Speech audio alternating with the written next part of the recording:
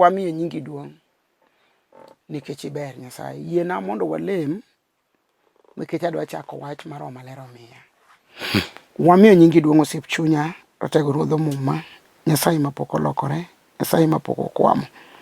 Gik moko leo kendo gik moko kwamo ok pim sa, to in Nyasaye osiko manyaka chieng'. Momiyo agoni erokamano Ruodhwa ne studio ni, ne an, ne jowinjo gi joneno, joma tiyo iye ka, gimoro amora mane studio ni, aolo remo maler Baba. E kinde ni isekelo wach midwaro mondo piny owinji. Imigi winjo makare, imigi ngima maber, ichang jotuo, itim hononi. Nyingi mosiko Ruoth mondo yud duong' e remb Yesu Kristo ja Nazareth. Amen. Agone Ruoth erokamano, yiena wasom kode muma, achien wabiro lemo ka Nyasaye dwaro mondo walem. Adwa somo kodi Isaya 9 matindo 6. Mana matin. Nyaka we 7 to bas, walima lima. Nikech nonywolnwa nyathi, adier ibiro miyowa wuowi, kendo loch nobed e lwete. Noluonge nyinge ni Jabura Mahono, Nyasaye Maratego, Wuoro nyaka chieng, kendo Ruodh Kue. Apako duong' mar Nyasaye. E sama wuoyogo ni en kinde mag Christmas. Christmas en nyuol Yesu. Joma kia Yesu to ndik luonge ni Xmas, teni Yesu no onge, omiyo giketo ne X. To chutho a Christian winjo luonge ni Christmas. Christmas tiende ni Christ nie iye, to Mass gima duong', yani lamo maduong', Mass moting'o ji nie iye. Koro en Christmas. To japiny marangiri ma kia Nyasaye to biro wacho ni Xmas. Ane kamonda wachni nondikie muma ni nikech nonywolnwa nyathi kendo ibiro miwa wuowi. Yesu Kristo sama ne nyuole en nyathi, nonyuole kido mar dhano, nyathi. To muma wacho ni nomiwa nyathi, adier nonyuolnwa wuowi. Yesu ne nyathi, kata kamano ne nyathi ma wuowi. Koro onyuolnwa nyathi, to ka wadhi neno nyathi to wayudo ka en nyathi ma wuowi. E kinde duto ma mon onyuol, ineno ga nyithindo. Kinde no nyithindo gik mopogore. Ok ne nyathi gimoro achiel, ka ng'ani bikel mare, ng'ani bikel mare. Koro gin gik mopogore. To Mumba ni wacho ni ibiro nyuolnwa nyathi ma en Yesu Kristo. Adier ibiro miwa wuowi. En adiera ni ka Yesu nonyuol to piny no change, piny nolokore. Ka Yesu nonyuol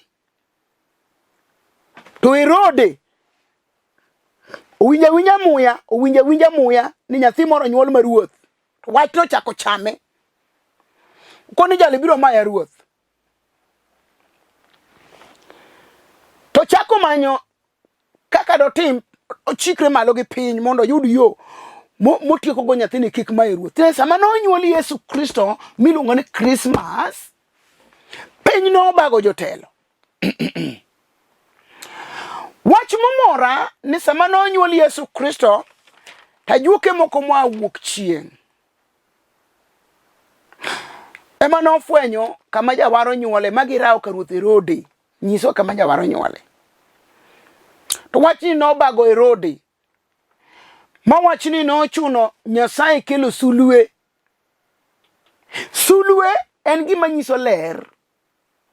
Wan gi gimoro ngima ji kamiluongo ni sulwe mar ng'ane. En konyuoli to jachien ong'eyo ni in gi sulwe maber kata marach.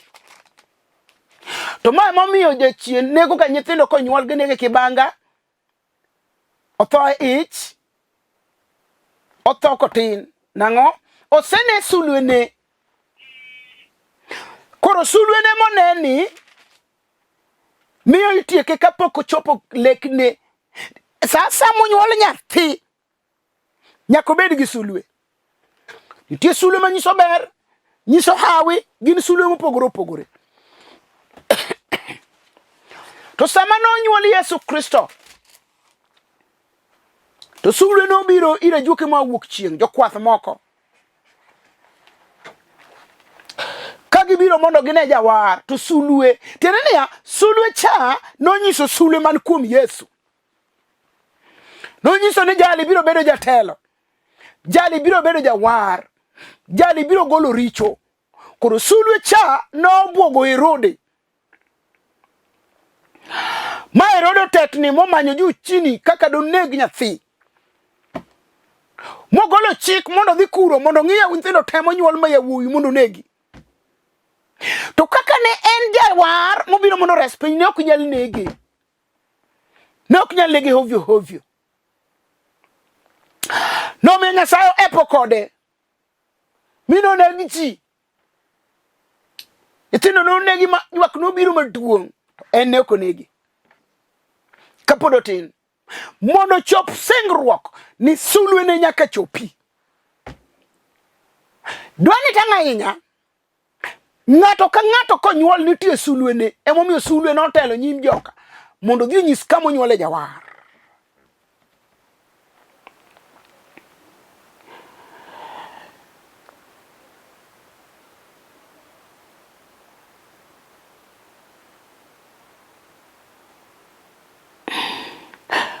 Adwaro mondo asom mumba ma wadhigo.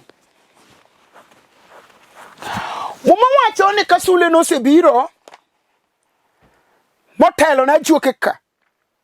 To dhi ochung' kama oporore kama onyuole nyathi. To Herode wacho negi ni un ka udhi ma oyude. Tuduog na report mondo adhi anene. Chutho ne ok odhi nene. Nodhi nege.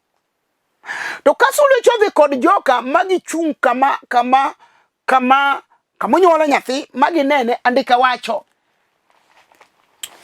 Ni kane gichopo kanyo ne gimiye duong', ne gikulore ne kasto gigolo mich mane gin go mane fedha gi dhahabu kod gik madung' mamit.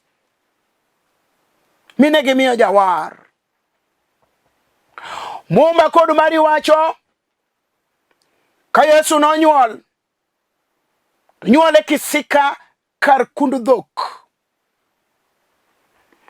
Kisika en kama otow. Kama dhok ninde okethore nikech wuoyo ni kanyo, gilayo kanyo, ginindo kanyo, gitimre nade kanyo, koro kanyo tow. Wach malichna, jawar kosenyuol, to kete sanduku mimiyo dhok chiemo motimo takataka.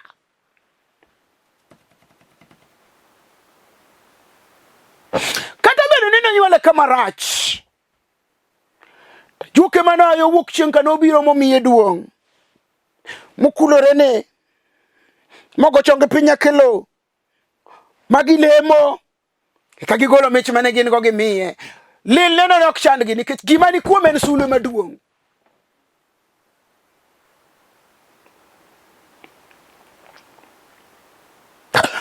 Wach manokelo Yesu mondo nyuole kisika kar kund dhok. Mondo in misiko nyuol mar Yesu omi wuog oko. Gima nokelo mondo nyuole kama olil, mondo in milil nyuol mar Yesu omi bed maler. Gima nokelo mondo miyo nyuole kama otow, mondo in mitow nyuol mar Yesu oketi bed gimoro. Winji ka jawaro nyuole kisika kar kund dhok, to kete sanduku mimiyo dhok chiemo ema piele. Mano ne nyiso niya kata gibed gik motama juke, to nyuol mar Yesu timo gimoro ma ono. Wan gi mier mosiko mok tingre malo nyaka ne. Piny nyiero gi gone gi siboi. Yuagruok gi muodo lakre kanyo. To mama nomiyo Yesu nyuole kisika mondo kuonde mosiko go oa malo nikech jawar osenyuol.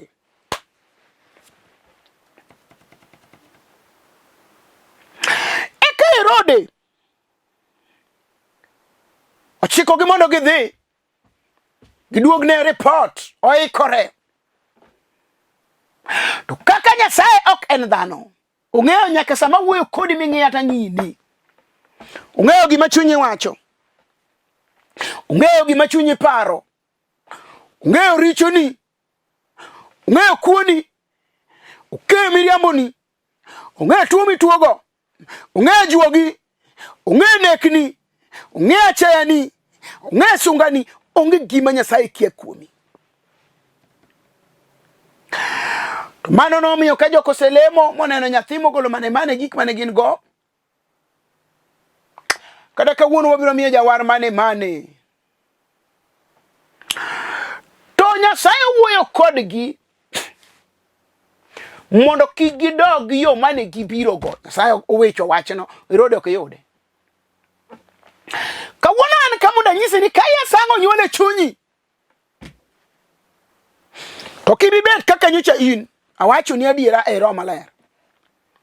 Lek maricho manyi leko ka Yesu senyuol, gigo biro weyi.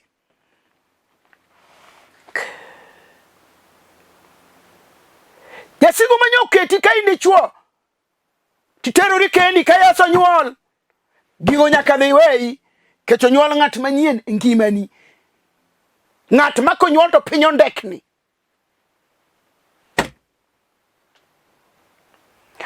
Kanyo un jodhier makate tem tok dhi, konyuol Yesu chunyi sani, Nyasache nyaka gwedhi. Mai giko higa madwana nyisi ni konyuol Yesu ngimani, to ori manyokwa Melington, higa manyien ni, gere. To mana kiyie mondo nyuol Yesu Kristo chunyi. Jawar biro rucho gimoro amora sama ne Yesu nyuol, gik moko duto nolokore. Kano nyuol jawar. Ka nini yie mondo nyuol e chunyi, gimoro amora dhi lokore. Gimoro amora dhi lokore. Apako duong' kod teko mar Nyasaye.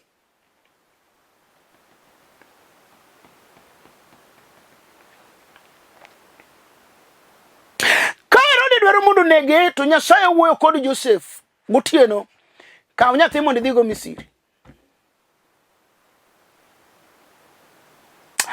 Kaw nyathini mondo idhigo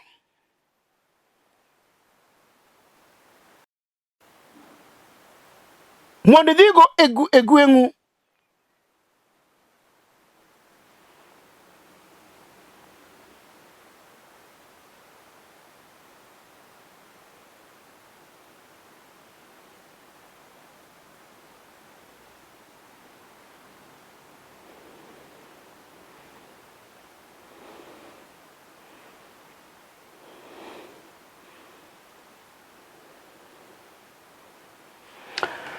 Hekano kaw nyathi,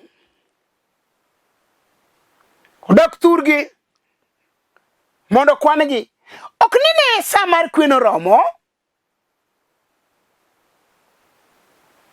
Nobiro mondo onyuol nyathi ka mondo kwangi. Nikech sama onyuole no nitie gima omedore ma Nyasaye ne dwa notim.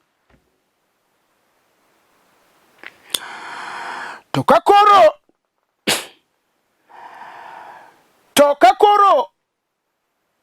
Herode dwa nege, Nyasaye ochako golo chik mondo gidogi. Odhi opande nyathi, nekech Herode biro nege. Kawuono man kani, kiyie ma Yesu nyuole iyi, jasigu ma jodwa negi ok nonegi, nekech Nyasaye osepandi. Kiyie monyuol Yesu iyi, kansa ma jonegi ok nonegi, nikech onyuol Yesu iyi. Kiyie monyuol Yesu iyi, tuone ko manyo buki ga boka cha ok noduogi, nikech konyuole ka Herode dwa nege, to Nyasaye golo oda, to Joseph oringo kode.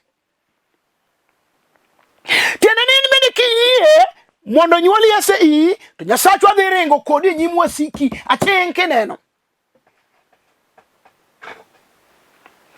Nyasaye dhi ringo kodi. Kada nyogi dhi ne ajuoga tiyie mondo nyuol Yesu iyi, Nyasaye dhi pandi kaka nopando Yesu kik Herode negi. Nikech dine Herode nege kotin to ok dwa yudo warruok. In bende dwaro mondo wachni ni konyuol Yesu kuomi sani kato bed lo manyilero kuomi kodi Nyasaye timo ni ono ubeda chaya manyoji chai Nyasaye timo ni ono kiyie monyuol Yesu i to kaka Nyasaye no weg Joseph mondo ringi nyathi opandi odhigo kuma chielo olal go ne Herode idhi lal ne wasiki idhi lal ne gikonyuol Yesu i gidhi manyi to gini yudi gibiro romo kodi to gikiai nikech onyuol jaware i ibedo gima chielo ok in mapile temane wach ma wacho ni mondo yie onyuol Kristo i sani ibiro neno gik madongo katimore ni biro neno sule machielo biro neno ka wasikiru machielo chiel biro neno ka ruodh chieli go inga maduong biro neno loch gi bat morie mar Jehova biro neno gik mane ok ipane dine kineno biro donjo kama ne ok owinji donje sama onyuol jaware i apako Kristo Yesu maduong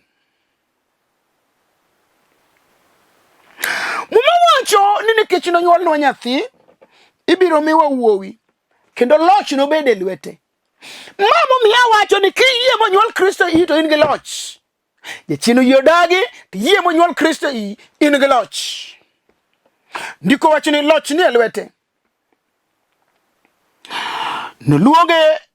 noluonge nyinge ni Jabura Mahono koro bed bura mane kot mosetieko higa 10 ibiro luonge ni Jabura Mahono bura no obro loka taro hono en gima ng'ato nok par to timore ne mano hono koro kiluongo Yesu Jabura Mahono to gima nyoke par ni kot ni ng'ade no idhi ng'ade kiyie mondo nyuol Yesu i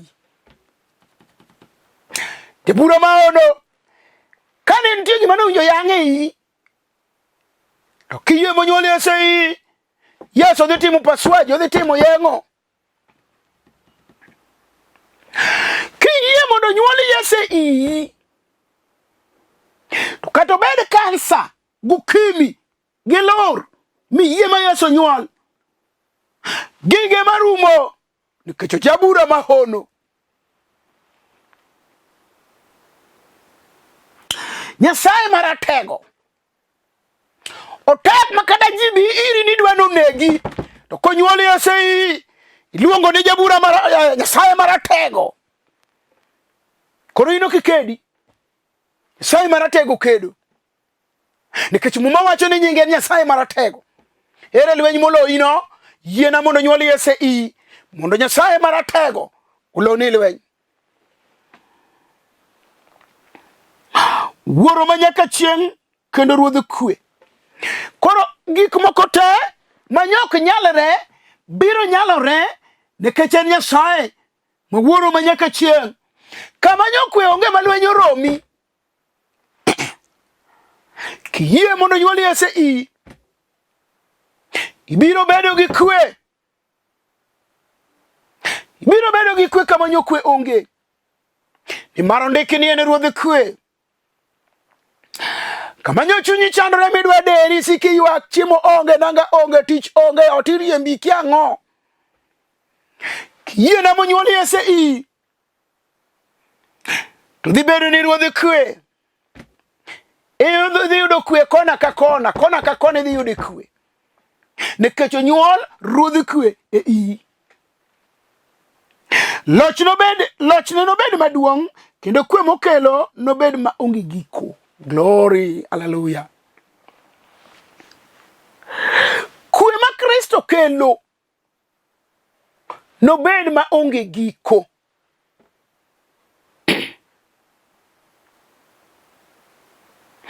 kwe ma Kristo kelo nobed ma onge giko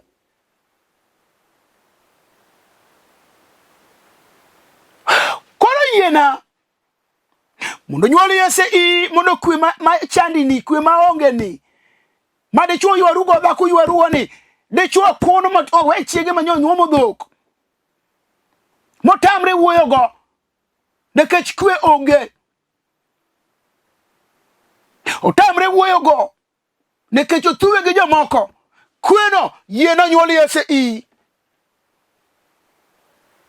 mondo ibed kod kwe.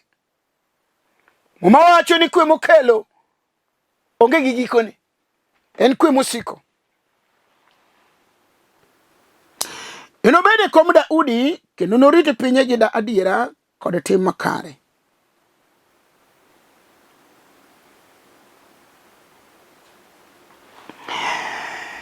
Chakre kawuono nyaka gi chieng', Ruoth Nyasaye manyalo gik moko duto oseketo chunye mondo otim gigo. Wach minene wacho ni muma ka, Nyasaye oseketo chunye mondo otim mago.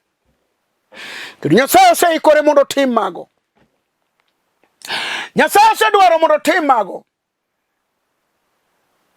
Ruoth dwaro chunye mondo otim mago, oseikore. Ukelo wach makare. Nikiyie monyuol Kristo ito Nyasaye yie mondo otim ni gigo te. Be nitiere ng'ato ma wacho chunye ni ka Nyasaye oseyie mondo otim na magi, ka Nyasaye oseyie mondo otim na magi, to kawuono ayie timo duonde Nyasaye mondo nyuol Kristo iya, mondo nyuol Kristo iya, nikech Nyasaye oseyie timo, oseikore mondo tim gigo duto. Iwinjo ka ang'o morem? Ang'o morem midwaro mondo Nyasaye otim? Oseikore Nyasaye no mondo tim gigo duto. We mondo aduog kendo kasome. Ruoth Nyasaye manyalo gik moko duto oseketo chunye mondo otim gigo duto.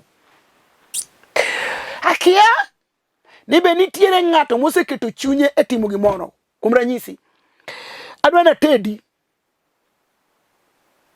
to chiemo ni nagombe kabisa, adwa na chame kapod ndhadhu mare no nitie, akete chunya katede.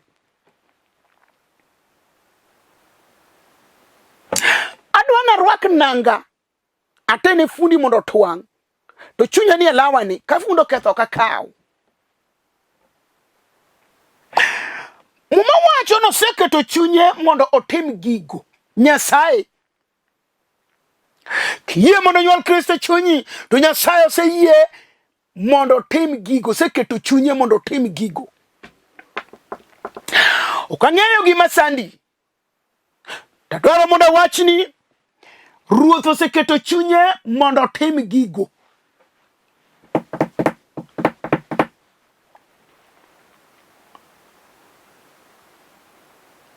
To mama miyo konyuol Kristo, to ngima wa nyaka lokre.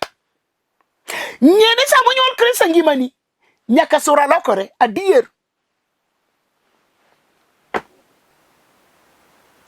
Nyaka paro lokore. Ngimani iye lokore, kata ne bed mana remo mosebedo affected, to konyuol Yesu iyi to lokore.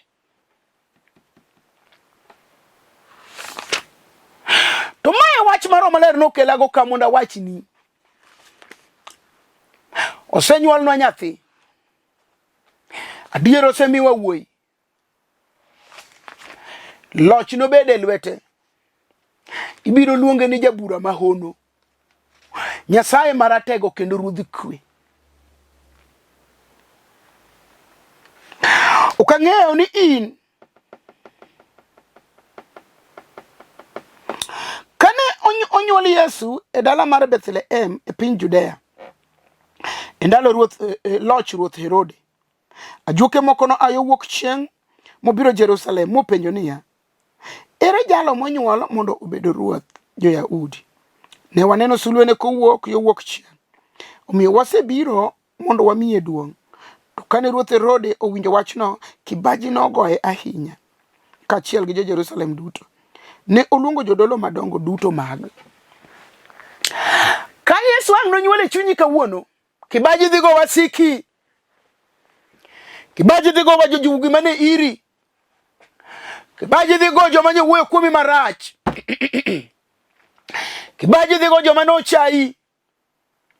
Nikech muma wacho ni ka Herode no winja wach no, Nonyuol Yesu Kristo ma en be nokia, to kibaji nogoye motetni gi jomo dak kotegi jotende. Adwaro ni kata nyisa ndi manen kundi manolosi, to kiyie na monyuol Yesu i jogo kibaji dhigo te, sama kibaji osego yok nodagi.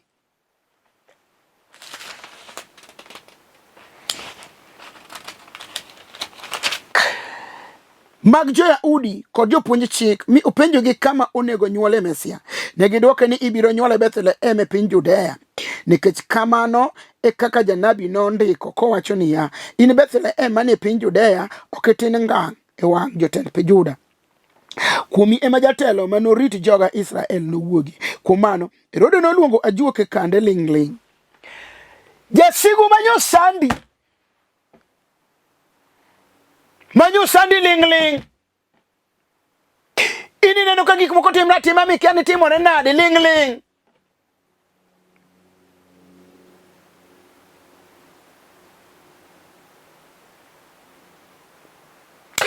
Kibaji kod kiond ko giluoro gi buok dhi mako gi konyuol Yesu i.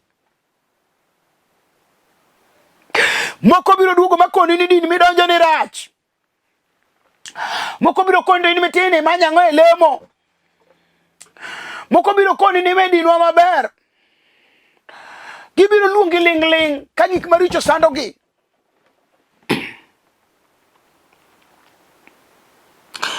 Mononogi kinde mane sulwe onenore mi ginyise, eka ne ooro gi Bethlehem kowachonegi niya, dhiuru umany nyathino matek, to ka usenwang'e to duogna uru wach mondo an bende adhi amiye duong'. Dongi winjo? Jasigu nyalo wuondore ni biro mondo ok onyal, nikech ka Yesu osenyuol to onge gima onyalo chako timo ngimani. Kane gisewinjo gima Ruoth Herode owacho nigi, ne gichako wuoth ka gidhi, kendo sulwe mane giseneno kowuok cha nochako thinyore nyimgi ka giwuotho, mi otelonegi nyaka odhi ochung' kama oporore gi kama nyathi nitie.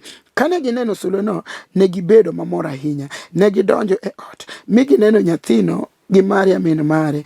Eka ne gigoyo chonggi piny mi gimiye duong'. Bang'e ne gigolo mwandu mane gibirogo mi gimiye dhahabu gi ubani kod mane gin yien moko mang'we ng'ar. To Nyasaye nosiamogi e lek ni kik gidog ir Herode, omiyo ne gidok thurgi gi yo machielo. Sa oromo. Be nitie yo machielo midwa dokgo? Kik idog gi yo mane wabirogo. Isesandri higni 50, isesandri higni 30, isesandri higa 5, isesandri higa 10. Kawuono yie mondo nyuol Yesu i. Muma wacho ni Nyasaye nosiemo ajuoke ka ne kik gidog ir Herode. Eka ndiko wacho ni ne gidok gi yo machielo, ka gidok thurgi to gidok gi yo machielo. Mae sa madhako moro kata dichuo moro, wuoyi moro kata nyako moro, nyathi sikul chi liel kata nyathi kich moro, dayo moro kata kwaro moro, migumba moro, nyalo yie mondo nyuol Yesu iye to dog gi yo machielo mane ok obirogo. Ibiro gi yo marach, nikech in gi chandruok moko mikete onge. To kawuono yiena mondo ibi gi yo makare, idog gi yo machielo mane ok ibirogo. Kendo an gima ng'eyo kuom Yesu Kristo, konyuole i ng'ato to ng'ano ok bed gi wich kuot, ng'ano ok bed gi to, ng'ano ok bed gik maricho, nikech jal monyuol jal maber, jal mangima. Adwaro mondo walem kodi kiyiena mondo nyuol Yesu Kristo iyi, mondo idog gi yo machielo. Kanso rum, midekro rum, dhiero rum, jin mondo mlek maricho bwogruoko luoro gachayo mana kiyie mondo nyuol Kristo iyi. Walamo. Wasego erokamano tinende. Nikech wasome moma ni biro nyuol miwa nyathi, biro nyuolnwa wuowi, loch nobed e lwete, nobed Ruodh Kue, nobed Jabura Mahono, Nyasaye Maratego. Jal momako TV noseyie mondo nyuol Kristo iye. Kristo no e ngimawa mar adier. Chandruok oserome Ruoth. Ikeche, itimne maber, iywe pi wang'e. Koyie monyuol Kristo iye, tilok ne gik moko duto odog gi yo machielo. amiyo nyingi duong' osiep chunya. Teko gi nyalo gi duong' gi loch ni e lweti. Ium ji duto te, ikonygi, ikel kwe e nying Yesu Kristo ma Nazareth. Amen. An mawuoyo kodi an Bishop Nereah Mbewa. Ma karachonyo ka uma school kandiege. An jal ma Yesu Kristo nowaro ka nyathi matin. Awuok e kanisa mar Hope for Good in Christ. An nyara sembo kanyikela modak Ndhiwa. Rangenya to school. Ka jaduong' manosenindo Rufus Agola Boy. Arwaki e kanisni wa. Yiena mondo kawuono Nyasaye oloko ngimani kaka no epo gi Kristo. Yiena mondo kawuono Nyasaye war ngimani onyuol Kristo e iyi. Ibed gi Christmas maber. Gi chak mar iga maber. Kinyuolo Kristo e ngimawa ka wachako iga ka wan jomo war. Nyasaye gwedhi kaw namba na 0720 40 3913 nona birario nono ang'wen nono adeko chiko achiel adek. Nyasaye ma Nyasacha ma Nyasachu ni giranyisi mundu gwedhi e nying mawayalo nying Yesu Kristo ma Nazareth. Amen.